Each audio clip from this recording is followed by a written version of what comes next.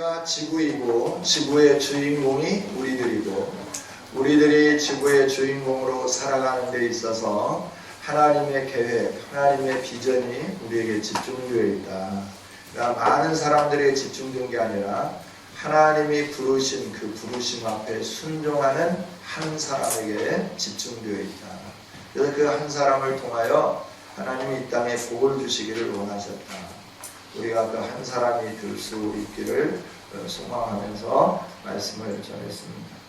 그러면서 이 한 사람에게 집중해서 하나님이 어떻게 민족을 이루는가, 이스라엘, 하나님이 함께하는 민족을 이루어가는 것에 대해서 같이 공부를 하면서 여기 하나님의 한 민족을 이루고 하나님의 약속의 땅을 향하여 전진해 가는데 그들보다 앞서서 하나님이 전진해 가고 하나님이 일해 주시는데 사람들은 그 하나님이 앞서가면서 일하시는 것들을 깨닫지 못하고 그리고 조금만 힘들고 어려워도 원망하고 불평하고 그리고 곁길로 가고 그래서 그들이 40년 동안 유리하고 방황하는 광야 생활을 마치고 이제 가나안 땅에 들어가서 점령하고 가나안 땅에 정착해서 사는데 가나안에 사는 동안 계속 유혹이 끊임없이 임했다. 그 유혹은 바알과 아스타롯,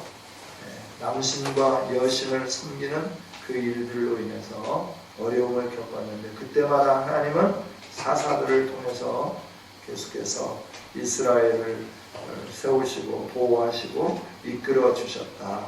것을 공부를 했습니다. 이렇게 사사 시대가 끝이 나고 사무엘은 사사 시대의 마지막이잖아요. 사사 시대가 끝이 나는데 사사 시대가 끝날 때 사무엘이 참 신실하게 백성들을 좀 잘 다스렸다 하는 거죠. 신실하게 백성을 잘 다스렸는데 이 사무엘 아들들은 아버지를 닮지를 않았어요. 그러니까 신앙의 이 대를 이어간다는 것이 참 얼마나 중요한 일인지 몰라요. 그래서 사사 시대에 사사들을 본받는 아들들이 나와야 되는데 그러지 못하고 또 사무엘이 끝이 나면서 오늘 말씀에 있는 것처럼 당신은 이제 나이가 많았고 이제 더 이상 나라를 통치하는 데 굉장히 힘든데 당신의 아들들을 통하여 우리가 통치를 받고 싶은데 당신의 아들들은 당신과 같지 않습니다. 그리고 그동안에 사사들이 이렇게 부족을 이렇게 통치하고 부족의 어려움을 해결하고 이런 일들을 했을 뿐이지 나라 전체를 다스리는 중앙 집권적인 왕이 아니었지 않느냐. 그래서 우리에게도 중앙 집권적인 왕 정치가 필요하다. 이러면서 왕을 요구하죠. 이때 사무엘은 굉장히 마음에 이제 걱정이 드는 근심이 드는 사울은 내가 어떻게 이스라엘 백성들에게 헌신했는데 이러느냐 이런 서운함도 있고 이걸 가지고 어떻게 해야 할지 몰라서 하나님께 엎드려 기도하죠. 그때 하나님이 말씀해 주시는 거예요. 사무엘, 너 서운하게 생각하지 마. 저들이 버린 거는 너를 버린 게 아니라 나를 버린 거야. 내가 저들의 왕이라고 하는 것을 저들이 알지 못하고 지금까지 내가 허락해준 가나안 땅에 들어와서 지금까지 모든 상황들 속에서 나를 버리고 다른 신들을 섬겼지 않냐. 그처럼 너를 버린 게 아니라 나를 버렸으니까 서운하게 생각하지 말고 왕을 세워줘라. 그러면서 하나님이 사무엘을 위로해 주시는 거죠. 그래서 사무엘이 왕을 세웁니다. 왕을 세우는데 첫 번째 이스라엘의 왕이 베냐민 지파에 속한 사울이라고 하는 사람이 이스라엘의 첫 번째 왕으로 지명되고 그가 세움을 받게 되죠. 그가 왕이 되는데 모든 사람들이 사울이 어떻게 우리 왕이 될 수 있을까? 왕이 될 수 있다고 하는 확증을 보여주기 위해서 어떻게 하냐면 블레셋과 전쟁을 통하여서 사울이 얼마나 건장하고 힘이 있고 통솔력이 있으며 그 카리스마가 있는가 하는 것을 모든 사람들이 볼 수 있도록 블레셋과 전쟁을 하죠. 그리고 블레셋의 압제에서부터 사울을 통하여 이스라엘을 구출해내는 이 일들을 행하게 됩니다. 그래서 사울이 왕이 됩니다. 이 사울이 통치하는 기간 40년 동안 사울이 많은 전쟁을 하는데 특별히 블레셋과 전쟁을 아주 자주 하는 것을 보게 되는 거죠. 왕정을 하다 보니까 세금도 많이 내야 되고 군사로 또 많은 사람들이 착출되어야 되고 여러 가지 이 어려움이 있었죠. 그럼에도 하나님은 사울을 세우시고 사울을 통하여 이스라엘을 다스리도록 해주셨어요.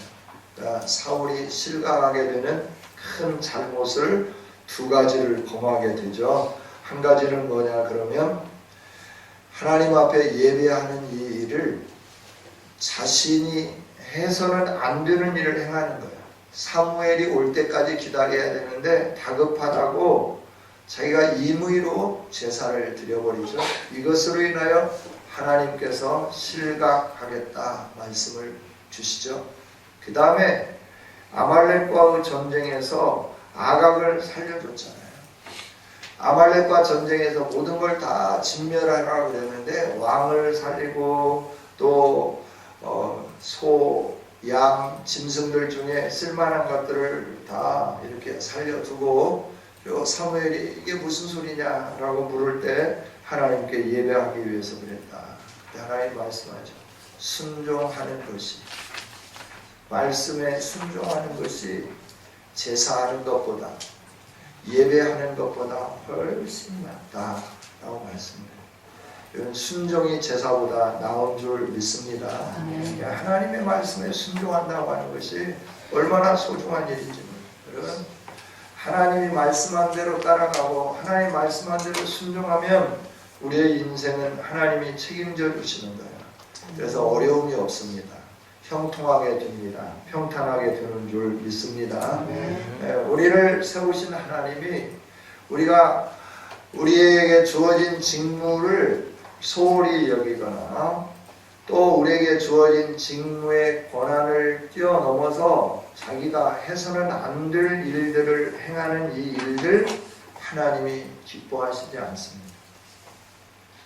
그러니까 사무엘을 통하여서 하나님 앞에 예배드려야 되는데 블레셋 사람들이 막 군인을 일으켜서 영토를 침범해 온다고 해가지고 그냥 예배를 드리고 같이 전쟁하러 나간 거예요.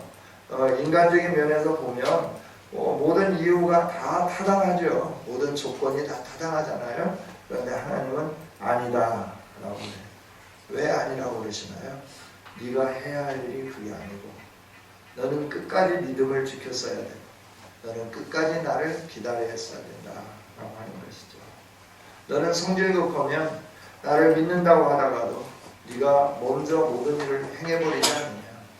그것이 예배하는 행위를 통하여 그에게 나타난 거죠. 불순종에서. 그 다음에 아말렉과 전쟁에서 불순종에 대해서 지적하면서 불순종은 하나님이 싫어하시는 일이죠. 우리 성도들이 늘 순종하는 이 삶, 하나님께서 기뻐 받으시는 삶이고 복 받는 삶인 줄 믿습니다. 그래서 하나님은 우리로 하여금 너에게 주어진 책임을 다 감당하고 네가 해서는 안 된 부분에 대해서 안 될 부분에 대해서 너는 터치하지 마라. 기다려라 라고 하는 거예요.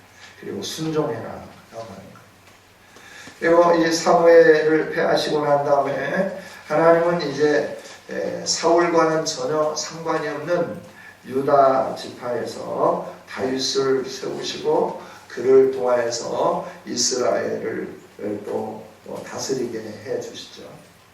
이 다윗은 이스라엘이 하나님이 주신 영토를 사사 시대에 많이 빼앗겼어요. 왜 빼앗겼느냐 그러면 하나님을 신뢰하지 아니하고 이방신들을 신뢰함으로 인해서 하나님이 그들의 영토를 많이 빼앗기게 만들었다라고 하는 거예요. 주었는데 그것을 관리하지 못해서 빼앗기게 만든 약간 비정상적인 그 삶이 이스라엘에게 주어지게 되었다는 거죠. 그런데 다윗이 와서 수리아 땅, 암몬 족속의 땅, 모압 족속의 땅, 에돔과 아말렉과 블레셋 족속의 모든 땅들을 다 빼앗고 통치하면서 영토를 넓게 차지하고 그 이스라엘을 괴롭혔던 사람들이 이스라엘의 늘 종이 되어서 물을 깃고 농사를 하고 이런 일들을 행하게 했다는 거예요. 그럼 다윗은 왜 하나님이 그를 통하여 이렇게 넓은 영토도 주고 영광을 얻게 했을까라고 하는 거예요. 하나님의 마음에 합해서 그랬다. 사도행전 13장에서 분명하게 말씀을 해주시죠. 이새의 아들 다윗을 만나니 내 마음에 합했다라고 말씀해요. 무엇이 다윗이 그렇게 하나님의 마음에 합했을까? 합한 마음에 쏙 드는 그런 일들이었어요. 그가 행한 역사들을 쭉 살펴보면 자기를 위하여 궁전도 짓고 궁궐도 건축하고 영토도 확장하고 또 하나님이 하지 말라고 하는 자기의 이름을 드러내기 위해서 백성들을 계수하기도 하고 가정의 문제도 복잡하고 여러 가지 복잡한 것들이 참 많이 있어요. 자기의 범죄를 완전 범죄화하기 위해서 신하도 죽이고 아주 행한 일들을 보면 굉장히 잘못한 일들이 많이 있는데 하나님은 다윗을 많이 성경에 언급을 해놨어요. 사무엘하 전체가 다 다윗에 대한 거잖아요. 이러면서 하나님은 다윗에 대한 모든 것들을 쭉 이렇게 세우면서 내 마음에 합한 사람이다. 그가 행한 행동을 보면 그렇게 하나님의 마음에 합할 만한 일들이 많지가 않아요. 무엇 때문에 하나님은 다윗을 그렇게 사랑하셨는가? 그는 딱 한 가지죠. 예루살렘을 중심으로 해서 언약궤를 옮기고 그리고 그곳이 하나님이 머무시는 거룩한 곳 성전 들보심을 증명하면서 하나님 앞에 그곳에서만 예배하도록 행했다는 거예요. 이건 신명기서를 통해서 하나님 말씀했어요. 내가 한 곳, 한 장소에서 나를 예배하게 하리라 라고 한 그 언약을 가슴에 새기고 다윗은 예루살렘에 하나님이 거하시는 곳으로 정하고 그곳에 성전을 지으려고 했고 그곳에 법궤를 옮기고 그리고 그곳에서 예배하도록 행했다라고 하는 거죠. 한 장소, 한 곳. 얼마나 소중하지만 하나님의 언약의 말씀, 하나님이 행하시기를 원하는 이스라엘 가운데 어느 한 곳에서 예배하기를 원하는 그 마음을 아시고 그 마음에 합당하게 다윗이 다 준비를 했다라고 하는 거죠. 여러분, 사사시대에는 산당이 많이 있었어요. 그리고 사울 왕 시대에도 산당이 많이 있었어요. 다윗과 솔로몬 이후에도 산당들이 많이 있었어요. 그래서 그 산당에서 제사하고 산당에서 모든 일들을 행하는 것을 보게 되죠. 그 산당에서 행하던 모든 것들을 예루살렘으로 옮겨놨다라고 하는 거예요. 한 곳에 하나님을 예배할 수 있도록 집중해놨다는 거죠. 여러분, 하나님의 약속을 붙잡고 하나님이 기뻐하시는 일을 이루면서 흔들림 없이 그 길을 걸어갔을 때 인생의 삶 속에 약간의 실패도 있고 어려움도 있었지만 하나님은 그를 들어서 사용하시며 그를 메시아 왕국의 왕의 그 예표로 삼으시면서 하나님이 복을 주시고 함께 해주신 것을 보게 되는 거예요. 여러분, 하나님의 약속을 붙잡고 하나님이 기뻐하시는 일을 행하려고 몸부림칠 때 우리가 좀 부족하더라도 하나님 그 약속을 성취해 주시면서 우리에게 큰 복을 주시는 줄 믿습니다. 우리 인간은 완벽할 수 없어요. 완전할 수 없어요. 우리 인간은 어딘가 모르게 허술해요. 연약해요. 부족해요. 그러나 하나님의 말씀을 붙잡고 그 말씀이 이루어지기를 위해서 몸부림칠 때 하나님이 이렇게 세워주시고 지켜주시고 그와 함께 해주시고 복을 주신다 하는 거예요. 하나님의 말씀이 우리의 삶의 중심이 되기를 원합니다. 이렇게 하나님이 함께 해주셨던 다윗도 나이가 많이 드니까 어떻게 됐냐면 기력이 수해가지고 이제 왕위를 물려줘야 되죠. 그런데 다윗의 이 왕자를 노리는 왕자들이 많이 있어요. 왕좌를 노리는 왕자들이 많이 있었다 하는 거예요. 그래서 압살롬이 자기 아버지가 살아있는데 반역을 한 번 하죠. 압살롬이 물러나게 됩니다. 죽게 되죠. 그 다음에 이제 무서운 암투를 통하여서 아도니아가 왕이 됩니다. 솔로몬보다 먼저 왕이 돼요. 그러나 나단 선지자를 중심으로 해서 이제 솔로몬이 왕이 될 수 있도록 하면서 아도니아가 먼저 왕이 되었지만 이 왕위의 다툼은 다윗이 합법적인 계승자로 솔로몬에게 왕관을 물려줌으로 인해서 축복을 받음으로 인해서 이 왕권에 대한 다툼이 중식이 되게 되는 거죠. 솔로몬은 다윗의 교실을 받들어서 자기 시대에 충성을 하면서도 불충했던 요압, 시므이 이런 사람들을 다 처형해요. 또 왕권에 도전했던 형이지만 아도니아도 죽여요.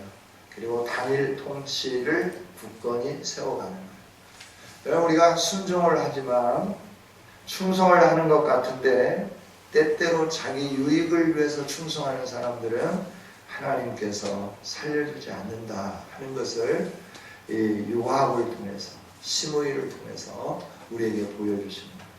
요압은 다윗의 군대장관이었잖아요. 전쟁터마다 나가서 승리를 하는 그런 용맹스러운 장군이었어요. 근데 요압이 결정적으로 다윗에게 2번 실수를 해요. 첫 번째는 3번 실수하군요. 첫 번째는 뭐냐 그러면 북이스라엘 사울의 군대 장관이었던 아비새를 죽이지 말라 그랬어요. 그런데 그 사람이 살아서 있으면 자기의 자리가 위태로우니까 아비새를 왕이 명령했음에도 불구하고 죽여버리는 거예요. 그리고 자기의 위치를 굳건하게 하는 겁니다. 두 번째는 압살롬이 반역했을 때 다윗이 모든 신하들에게 울면서 하소연합니다. 내 아들 압살롬을 죽이지는 말아라. 그런데 이 요압이 압살롬을 죽여요. 왕의 명령을 어기고 죽여요. 세 번째는 아도니아가 반역할 때 요압이 아도니아 편에 서요. 이것으로 인하여서 죽게 되는 거예요. 일생을 싸움터에서 칼에 실을 묻히면서 전쟁터를 누비면서 살았던 장군이지만 다윗에게 큰 힘이 되었던 장군이지만 그가 충성을 다하는 것 같으면서도 자기 욕망을 위해서 순간순간 불충하고 말에 대해서 순종하지 않은 그를 그대로 살려두지 않더라라고 하는 거예요. 하나님은 다 보고 계시는 거죠. 여러분 우리의 마음의 속까지 보시는 하나님 앞에서 언제든지 진실한 삶으로 하나님께 영광 돌리는 우리 모두가 되기를 원합니다. 내 마음에 맞지 않아도 순종하는 거, 이게 중요한 일이에요. 이 요압은 자기 마음에 들지 않으면, 맞지 않으면 불충했어요. 그거에 대해서 거역했어요. 그냥 왕이 명령을 했음에도 불구하고 그 명령을 무시하는 거예요. 압살롬을 죽였을 때도 신하들이 그러잖아요. 주변에 있는 사람들이 왕이 죽이지 말라 그랬는데 왜 죽였느냐. 그러니까 그런 사람들까지도 다 입을 단속하기 위해서 처단하는 것을 보게 되죠. 무서운 사람이죠. 자기 욕망을 위해서 치닫는 무서운 사람. 하나님은 이런 사람들에게 영광을 주지 않아요. 명예를 주지 않아요. 우리들이 조심해야 할 것은 이거예요. 요압과 같은 실수를 범하지 않도록 하는 삶이다라고 하는 거죠. 예, 솔로몬이 이제 중앙 집권의 왕이 되면서 단일 통치 기반을 굳건히 세우면서 아버지의 명령을 따라서 처형할 사람들을 처형하고 대규모의 건축 사업을 하면서 성전을 짓고 그 성전에 하나님의 영광이 가득하게 되고 하나님이 솔로몬에게 이제 복을 주시는 거예요. 막 통치를 시작할 때 솔로몬은 하나님 앞에 섰죠. 기브온 산당이 가장 큰 산당이어서 거기에서 하나님 앞에 예배를 했는데 그 예배 때 하나님이 찾아오셔서 솔로몬아 내가 뭘 줄 거? 그러니까 솔로몬은 다른 거 구하지 않아요. 내가 나이가 어린데 하나님이 저를 하나님 대신에 하나님의 백성들을 통치하게 해주셨으니까 하나님의 지혜를 주세요. 그래서 하나님의 지혜로 이 나라를 하나님이 원하시는 나라로 통치하게 해주세요. 이러면 지혜를 구하죠. 그래서 솔로몬에게 하나님이 부도 주고 귀도 주고 영화도 주고 지혜도 허락해 주시고 구하지 않은 것까지 장수의 복까지 허락해 주신 줄 믿습니다. 우리가 눈에 보이는 육신의 욕망에 덫에 걸려서 우리 육신에 있는 것들을 얻기를 위해서 구하는 자들이 되지 말고 정말 하나님의 그 마음을 알고 하나님의 뜻을 깨닫고 하나님이 원하시는 일들을 행할 수 있는 지혜를 얻기 위해서 기도한다고 하면 솔로몬에게 모든 것을 주셨던 하나님은 오늘도 저와 여러분에게 모든 것을 허락해 주실 줄 믿습니다. 하나님은 우리에게 모든 것 주시기를 기뻐하시잖아요. 성전을 짓고 이 일들을 행했는데 건축을 하고 그래서 백성들이 참 많은 어려움이 있었어요. 다윗 시대까지는 전쟁으로 군대에 나가야 하니까 힘들었고 그 다음에 솔로몬이 왕위에 오르면서부터는 노동력이 굉장히 많았어요. 노동력과 함께 세금을 많이 냈죠. 왜냐하면 건축해야 되니까 건축에 필요한 자재와 그 인건비와 모든 것들을 다 누가 감당해야 돼요? 백성들이 감당해야 되잖아요. 그러니까 굉장히 힘든 노동과 고역이 연속되었다는 거예요. 솔로몬이 영화롭게 출발을 했는데 중간에 그가 여자들 때문에 망하게 되는 거죠. 이방 여인들을 자기 아내로 수없이 맞아들이는 거예요. 솔로몬은 굉장히 그 많은 여인들을 두었잖아요. 하나님께서 보실 때 참 좋지 않은 일들을 너무너무 많이 한 거죠. 하나님 주신 지혜와 부와 명예를 가지고 그래서 어떻게 했느냐 그러면 우상을 숭배하기 시작해요. 이방신들을 섬기기 시작해요. 그래서 어떻게 되냐면 나라가 둘로 나뉘어지게 되는 거예요. 나라가 둘로 나눠지기 시작하면서 이 왕들이 하나님을 온전히 믿고 이렇게 해야 되는데 왕국들이 이렇게 나눠지게 되는 거예요. 분열 왕국이 되고 남왕국은 유다로 북왕국은 이스라엘로 이렇게 통치되어져 가면서 분열 왕국 시대가 이르게 되는 거예요. 내가 이 성경의 역사를 쭉 여러분들에게 지금 드라마처럼 말씀을 해주는데 너무나 재미없게 이 얘기를 하니까 잠이 오시죠. 이야기는 이야기답게 해야 되잖아요. 그렇죠? 옛날에 호랑이가 있었는데 엄마가 이렇게 저 아랫동네에 가가지고 잔치집에서 이렇게 그 일을 하고 오면서 떡을 아들에게 주려고 가지고 왔다. 이것도 이렇게 재미없게 하면 안 되죠. 재미있게 하면서 실감나요. 그런데 오다가 언덕을 넘어와야 되는데 호랑이를 만났어. 호랑이가 떡 하나 좀 안 잡으면 없지. 떡을 줬다. 이렇게 재미없게 하면 안 돼요. 호랑이가 뭐 이열 나타나고 뭐 이랬다고 해야 되는데 재주가 여기까지밖에 없어요. 그러니까 잠잘 수밖에 없죠. 성경의 파노라마를 열면서 쭉 이해하면서 창세기부터 시작해서 지금 왕국시대까지 왔어요. 왕국시대까지 이 시간 동안에. 그래서 이 왕국시대까지 오면서 하나님이 이 지구를 중심으로 해서 펼쳐가는 구속사의 역사가 어떻게 흘러가는지, 그래서 어떻게 오늘 우리에게 그 구속의 은혜가 임하게 되었는지, 이거를 구약에서부터 쭉 흘러가면서 오고 있는데 지금 이스라엘의 왕들 정치까지 왔다라고 하는 거 꼭 기억하시기를 원합니다. 네, 이스라엘 왕들까지 왔는데 어디까지 왔느냐? 솔로몬 시대까지 오고 그 다음에 르호보암과 여로보암 분열 왕국에서부터 이 일들 솔로몬 시대의 나라가 왜 분열되게 되는지에 대해서 좀 더 살피고 그리고 남북 왕조의 그 역사를 좀 살펴보면서 그때마다 하나님이 어떻게 간섭하시는지 하나님이 어떻게 하나님의 백성들을 통치하시는지 이런 것들을 살펴보기를 원합니다. 우리 하나님이 우리를 부르신 그 은혜와 그 뜻이 얼마나 소중한지 기억하시면서 저와 여러분이 늘 나 같은 죄인 살리신 은혜 참 놀랍다. 305장 찬송을 좀 많이 하시고 그 크신 하나님의 사랑 또 우리 앞에서 찬양하면서 여러분들에게 살아갔으면 좋겠다는 생각이 들어요. 305장 우리 함께 찬양 한번 해보겠습니다.